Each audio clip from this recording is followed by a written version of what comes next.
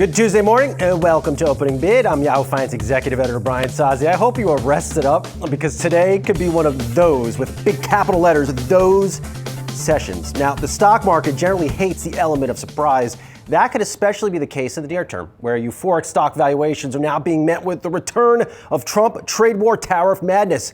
It's a market surprise and feels like a left hook by Apollo Creed in the first Rocky movie, Wedbush analyst Dan Ives told me today by email. Thank you, Dan, for the colorful quote from the snowy Alps. In Davos, stocks are under pressure as President Trump on Saturday warned that the U.S. would enact tariffs up to 25% on 8 European countries, including key trade partner the UK, until the U.S. gains control of Greenland. The rhetoric on tariffs in Greenland has ratcheted up from there as Trump and his administration make their way to the World Economic Forum, or WEF, in Davos, Switzerland. Trump is expected to meet with top CEOs at the Global Hangout and make a highly anticipated speech on various issues on Wednesday. Now, what Trump is threatening on Greenland is very different than the other trade deals. So I would urge all countries to stick with their trade deals. We have agreed on them, and it does provide great certainty. Treasury Secretary Scott Bessent reportedly said in a press event on the ground already at Davos. Bessent went on to say it would be unwise for European countries to retaliate on the tariff front. City strategists were among the first on Wall Street to imply the latest tariff tussle will have staying power and must be factored into global stocks. Very important here. The latest step up in transatlantic tensions and tariff uncertainty dents the near-term investment case for European equities, casting down on broad-based EPS inflection in 2026. We therefore downgrade continental Europe to neutral in a global context for the first time in over a year, they said. The bottom line, right now, the markets hate the return of tariff uncertainty because it's ill-prepared for it. Investors have spent the months following the Liberation Day massacre in markets returning to their favorite AI growth stocks, such as, all these names, NVIDIA, Google, and Microsoft. To kick off this year, they have broadened out their buying to more industrial names that have a value bent. All of this throws a serious wrench into the uber bullishness in markets. Consider these factors. First, protection against a stock correction measured by the VIX Volatility Index has tanked to an 8-year low. According to a new survey of fund managers today from B of A, cash levels for fund managers have fallen to a record low. Allocations to stocks have climbed to the highest since December 2024. Meanwhile, the forward price to earnings ratio for the S&P 500 is 23 times, well above the 10-year average of 18.7 times. There's clearly room for bigger moves if the rhetoric increases further. Deutsche Bank strategist Jim Reed said, very interesting note by Jim this morning, it sure seems that way for a market ill-prepared for negative surprises. Here on the Opening Bid Roundtable, Tom Essaye, Simmons Report Research Founder, alongside Yahoo Finance senior reporters Brooke, DiPalma, and Inez Ferre. Tom, coming out to you here, big mention by you on your note this morning on tech stocks. Are you a buyer of the dip here? Good morning, Brian. Thank you very much for having me on. No, not this morning, because I think that there could be some more volatility ahead. I don't think we've sort of come down enough. I think if we can get another couple days, say get the market, 3 to 5% off the highs, I think then it becomes more attractive, because while all these tariff headlines have created surprise volatility, the market still believes in taco, which is Trump always chickens out, until it's proved otherwise. And so I think that will give the market some cushion, but not at these levels. I mean, as you just said, in the intro, we're very stretched by any number of measures, and this tariff chaos is a surprise. So, Tom, does this situation, where it stands today, will this test this view that you must buy every dip in the market? I mean, this is a strategy that has worked very well for investors. It even worked quite well after the Liberation Day massacre, provided your time horizon is more than a day. Yeah, I think it will test it again, because the sheer volume of chaotic headlines coming out of the administration is frankly a lot even for them. If you think about it, now obviously the Greenland is the latest thing, but we started the year with Venezuela. Right now we've sort of lurched into pointing right at specific industries. The credit card companies charge too high interest rates, healthcare costs, insurance costs are too high, defense companies are too favorable to their shareholders. And then, of course, we have the whole Fed situation, where Fed Chair Powell is going to be sitting in on the Supreme Court hearings in obviously sort of a protest against what's happening with Fed Governor Cook. So the sheer volume will test the taco theory, but I think that it still gets the benefit of the doubt. Trump is not going to willfully drive the markets or the economy into the ground. At least we hope not. Tommy makes some good points there. In terms of surprises, I'm just making this list here so I have it for after the show. Venezuela, credit cards, PAL, and tariffs. Brooke, one headline that caught my attention this morning, and maybe I shouldn't be surprised, is a potential 200% tariff on champagne that the president floated. I mean, walk us through this. So essentially where that came from was this potential threat that, as you noted, President Trump floated out there after French President Emmanuel Macron said that he wouldn't join this peace initiative that President Trump seems to be forming here. And so, as our producer John Hyland said, we won't be toasting anytime soon because this potential 200% tariff threat is now lingering in the air. And based on multiple different sources that I've really spoken with over the past year, as we've heard this before. We've seen this threat on wine, spirits from the entire EU last year. That specifically today is for French champagne and French wine. But this is a big hit for especially trickling all the way down to liquor retailers who now have had to assess over the past year their inventory, potentially take certain kinds of champagne, of wine off the shelves, and ultimately try not to, but at some points float this higher tariff, this higher import cost to consumers at the end of the day. And so while this is now lingering in the air, this could have serious implications for the end game here for consumers and also key names that do produce overseas. Yeah, John Hyland, a big champagne fan. So good to see him called out here on Opening Bid. And as one sector that is doing well off this tariff front, perhaps as no big shocker, it's gold, it's commodities, it's all the things in your wheelhouse. Yeah, that's right. As one analyst put it, the debasement trade is on fire. And this is because of geopolitical issues and also because of fiscal deficits, out of control fiscal policy. The only way out is to inflate. And so basically, you are seeing gold at above 4,700 an ounce. You're seeing silver at $95 an ounce. You're seeing spot silver more expensive than futures. Look, with silver in particular, you are also seeing this effect that silver is also an industrial metal, and you are seeing China that is accumulating more and more of it, that is restricting its outflow of silver. So they are using it for their internal demand. So a whole slew of issues that goes into this metals trade. But certainly, as one analyst put it, this Greenland drama is really adding fuel to this rally. And Tom, I'm with you. Based on the folks that I've talked to over the past 24 hours, no one is telling me, Brian, back up the truck on stocks. Could be an unbelievable buying opportunity. And to that point, is now the good time, if you didn't have protection on stocks going down, is now the time to do it? Yeah, I think so. I mean, protection is still relatively cheap. I mean, the market has been so relentless for the past 3 years. We have to every investor has to step back and take sort of some context to the situation. Stocks can't go up double digits every single year forever. Now, that said, while markets are volatile this morning, there's still a lot of positives in the mix. I mean, we are pouring stimulus in multiple forms into the economy, which should help continue to boost earnings. But if you have no protection and your portfolios are way up, which presumably most everybody's are, hopefully, then yes, you should get some. Because while there are still bullish forces in place, we call them the four pillars of the rally, all of them are sort of more in question now than they've been at any time in the past 2 years. So while that doesn't mean something bad can happen, it is becoming more likely, right? And so that I think begs the question is, do you have protection? If the answer is no, you should get some. Yeah, and interesting, we have this good chart here I want to bring up onto the screen from Polymarket. 18% chance, based on Polymarket prediction markets, 18% chance does these new potential Trump tariffs go into effect February 1st. So that is, of course, a low probability. So Tom, if Polymarket is right, if this community is right, should we start to focus again, or quickly make that turn back to earnings season? Because by and large, earnings is going to be pretty good. Or do we just have to stay overly focused on this? No, I think, one of the most important things in investing is being able to cut out the headline noise and stay focused on the big trends, right? That is extremely difficult with this administration because the noise is deafening and it's daily and you have to cut through it. But in the end, I think you're exactly right.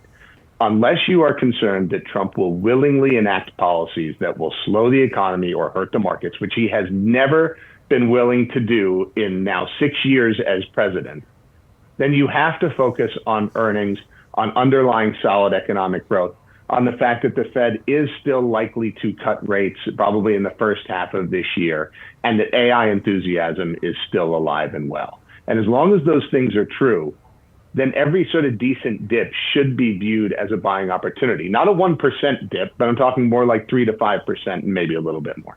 And Inez, when I thought we had buried this, we're now back to the taco trade on Wall Street. Of course, taco standing for Trump always chickens out. Yeah, look, Evercore ISI basically said that their bet is that the base case is that the severity will ultimately still be contained as investors bet on some version of a compromise. This is from Evercore ISI regarding a trade war, really.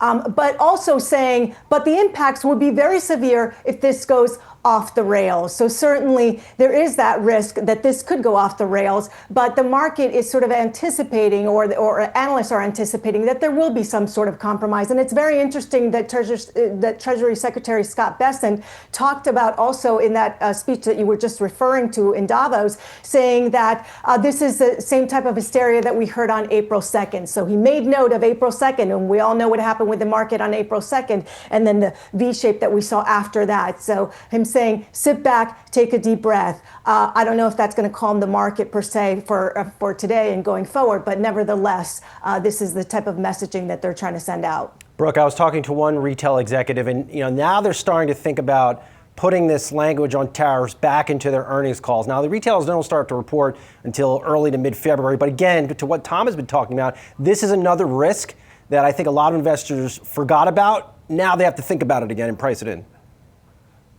Brian, I think what we sort of got a little bit relaxed on those tariff headlines in the Q3 earnings calls. And now when we gear up for Q4, certainly we're approaching that 1 year mark from Liberation Day. There's many on the street who are curious after so many retail executives like Levi Strauss, even a Walmart, were sort of able to bake this tariff scenario within their earnings reports and ultimately mitigate the impact of these tariffs. Of course, should these new 10%, then 25% tariffs go into effect, that certainly would have other implications as well that maybe we'll hear more about on the call. But largely, we've been hearing about all these different retailers mitigating the impact of these tariffs.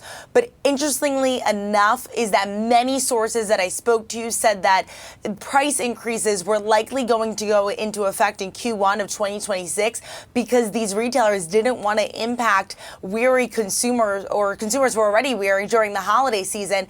And so I'm looking out for potential price increase conversations that are on these earnings call and how exactly they plan to approach 2026 now that it's sort of into effect, at least tentatively, from those tariffs that we heard back in April. Final word to you, Tom. Best trade one could make right now. So if we're looking specifically on sectors, I like financials on a further dip. On the threats about the credit card interest rates, they are not going to be capped at 10%. I also like healthcare on a further dip from any legislative concerns. They have threatened all throughout the first term and so far in the second term to sort of change the rules on healthcare. Nothing ever happened. These companies make money. The population is aging. There's opportunity there on a further dip. Tom, Brooke, and Inez, thank you for always bringing the fire. Appreciate it. Coming up, I go inside the housing affordability crisis with Build Awards founder and CEO, Ankur Jain.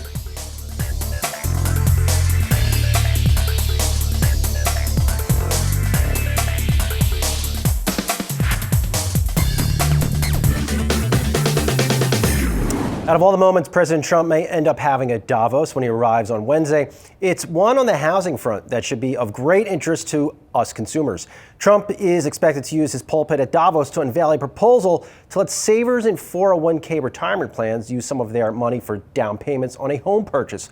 The president is also seen elaborating on his plans to ban institutional investors from buying single-family homes. This as the administration attempts to improve perception of affordability in areas like food, housing, and medical costs. Ahead of Trump's much anticipated Davos speech, I caught up with Built Rewards founder and CEO Ankur Jain on my Opening Bid Unfiltered podcast. The company is armed with $250 million in fresh funding from investors to pursue its ambition to improve housing affordability, a raise that valued this company at $10.75 billion. Built today, we started 3 years ago when we met with this idea that rent is your biggest expense. Why can't you get rewarded on rental payments? Today, Built has grown into the largest membership for where you live. So today, we're rewarding you on your housing payments. We're running how you sign your leases, manage your home, and everything around your home. So I think the big realization we've had over the last 3 years was when we started with rewards on rent, all of a sudden we became the center, the anchor point of your home. Right? You would come to your Built app to handle your maintenance requests, pay your rent, book your amenity spaces at your apartment building. All of that was done through Built. And then we realized that your home doesn't really stop at the front door, right? And everything around your home, from your restaurant reservations, your gym booking, your car that you take to and from the airport, everything kind of anchors around the home. And we thought, when you're at a hotel, you have a concierge downstairs who can help you with everything in the city you're visiting. Why is your home not the anchor point for all of your commerce in your neighborhood?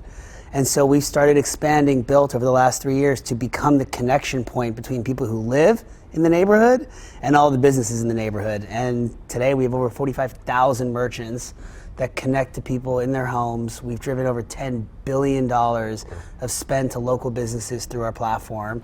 And our members now get rewarded on their rent payments, but also get special benefits when they're dining at local restaurants and visiting their local fitness class, all through Built. You also must have a very unique take on affordability in this country. Like, how do you see things?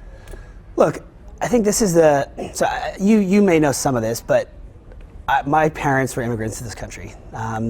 My dad grew up in a fairly poor village on the outskirts of Delhi in India. And like the story you hear often in Silicon Valley, he came here with no money and worked his way up through the American dream. And that was possible, by the way, in our parents' generation. And that's what made this country great, right? And I think today it's become harder. And what's happening is you have this growing wealth gap where it's not the bottom that's getting screwed the most. There's always been challenges at the bottom. And we have so many ways that we are working to solve them as a government, at city level, at state level. It's the middle that's getting squeezed.